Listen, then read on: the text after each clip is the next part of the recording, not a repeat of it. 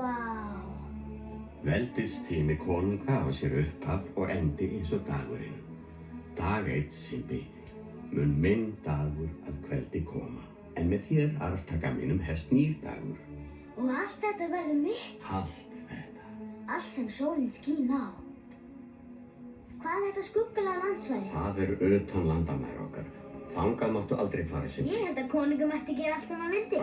Konungur snýst ekki að elda duttlunga sína. Hvað þá? Simbi.